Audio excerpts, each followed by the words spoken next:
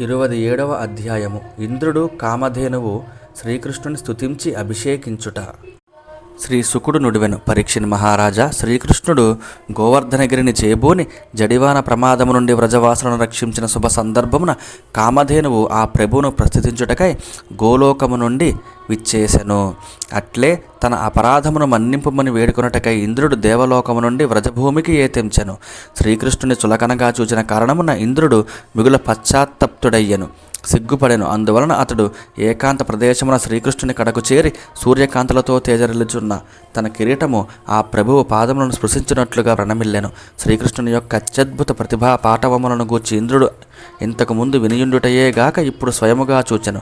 నేను త్రిలోకాధిపతిని అని విర్రవీగుచున్న తన అహంభావమును అణచినట్టి శ్రీకృష్ణ ప్రభువునకు అంజలి ఘటించి దేవేంద్రుడు వినమ్రుడై ఇట్లు ప్రస్తుతించెను.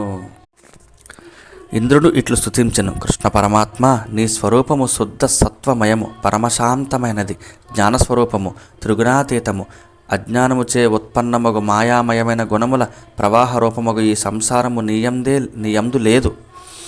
కావున ఓ ఈశ్వర, లోభము, క్రోధము వంటి భావములు అజ్ఞానుల లక్షణములు.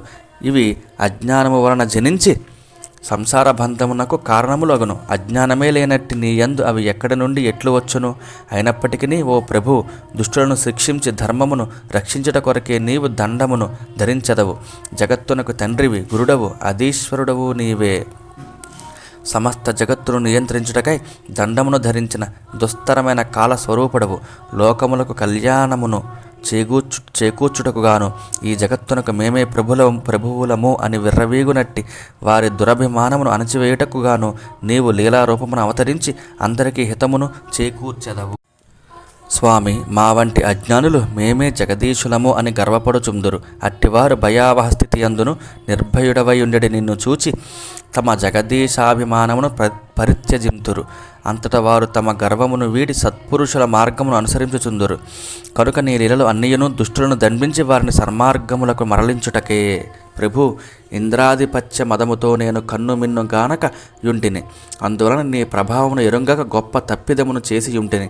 నిగ్రహానుగ్రహ సముద్రమైన నీవు మూఢాత్ముడనైన నన్ను మన్నింపుము. అంతేగాక దారి తప్పిన అపమార్గములను బట్టిన నా మనస్సు మరల పెడదారి పట్టకుండా దయచూడుము. అధోక్షజ, దుష్టులైన రాజులు దేహాభిమానము కలిగి భూమికి భారముగా పరిణమింతురు. అట్టి వారిని వధించి వారికి ముక్తిని వసంగుచుందువు. నీ చరణ కమలములను ఆశ్రయించిన భక్తులకు క్రమాభివృద్ధిని గూర్చుచు వారిని ఆదుకొనుచుందువు. ఓ దేవదేవ, నీ అవతారముల పరమ లక్ష్యము ఇటువంటిదే గదా. నమస్తుభ్యం భగవతే పురుషాయ మహాత్మనే వాసుదేవాయ కృష్ణాయ సాత్వతాం పతయే నమః. భావము: శ్రీకృష్ణ వాసుదేవ, నీవు షడ్గుణైశ్వర్య సంపన్నుడవు, పరమపురుషుడవు, భక్తవత్సలుడవు. నీకు పదే పదే నమస్కారములు. ప్రభు, నీవు యథేచ్ఛగా అవతారములను స్వీకరించదవు. సర్వస్వరూపుడవు, శుద్ధ జ్ఞాన స్వరూపుడవు, సమస్త విశ్వమునకును కారణమైన వాడవు, సకల ప్రాణుల యందును ఆత్మస్వరూపుడవు. అట్టి నీకు ప్రణమిల్లుచున్నాను. సర్వేశ్వర, నా నిమిత్తమై సంకల్పింపబడిన యజ్ఞము నిలిపివేయబడగా దేహాభిమానినైన నేను మిగుల కోపావిష్టుడన అయితిని. అందులకు ప్రతిక్రియగా పెనుగాలులతో కూడిన జడివానలను కురిపించితిని. మన్నించండి. నీ అనుగ్రహమునకు పాత్రులైన వ్రజవాసులను నశింపజేయుటకై పూనుకొంటిని. నేను చేసిన మహాపరాధమిది. అయినను నా ఎడ కినుక వహింపక నన్ను అనుగ్రహించితివి. స్వామి, అన్ని విధములుగా మాకు నీవే దిక్కు. నాకు జ్ఞానోదయమును కలిగించిన గురుడవు నీవు. నా ఆత్మస్వరూపుడమైన పరమాత్మ, నిన్ను నేను శరణు వేడుచున్నాను. జై శ్రీహరి. ఆ పురుషోత్తముడు నవ్వుచూ దేవేంద్రుని ఉద్దేశించి మేఘగంభీర ధ్వనితో ఇట్లనెను. శ్రీకృష్ణ భగవానుడు ఇట్లు పలికెను. మహేంద్ర, నీవు ఐశ్వర్య గర్వముతో కన్నుమిన్ను గానకయుంటివి. అట్టి నిన్ను అనుగ్రహించుట కొరకే నీ యజ్ఞమును భంగపరచితిని. అందువలన నీవు తెలివి తెచ్చుకుని నిత్యము నన్ను స్మరించుచుందువు.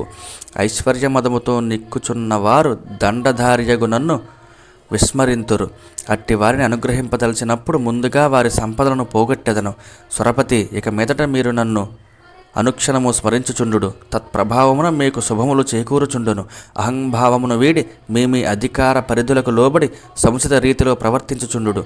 ఈ నా ఆజ్ఞను శిరసా వహించుచు నడుచుకొనుడు. శ్రీకృష్ణుడు ఇంద్రుని ఇట్లు ఆజ్ఞాపించుచుండెను. ఇంతలో సాధు స్వభావము గల కనికరముతో భక్తుల వాంఛితార్థములను ఈడేర్చునట్టి కామధేనువు తన సంతానముతో కూడి గోపాలుని రూపంలోనున్న ఆ సర్వేశ్వరుని సమీపించి ఆ స్వామికి ఈ విధముగా విన్నవించెను. కృష్ణ కృష్ణ, నీవు మహాయోగీశ్వరుడవు. ఈ విశ్వమునందలి సకల చరాచర ప్రాణులకు అంతరాత్మవు. విశ్వము యొక్క ఉత్పత్తికి నీవే కారణుడవు. సకల లోకములకు నాథుడవు నీవే. కనుక మేము సనాథులము అయితిమి. అచ్యుత, నీవే మాకు అందరికీ సర్వదా శరణ్యుడవు. జగన్నాథ, నీవే మాకు పరమదైవము. నీవే మా ఇంద్రుడవు. సాధు స్వభావము గల గోవులకును విప్రోత్తములకును సకల దేవతలకును మా అందరికీ అభ్యుదయములను అనుగ్రహించిన రక్షకుడవు నీవే.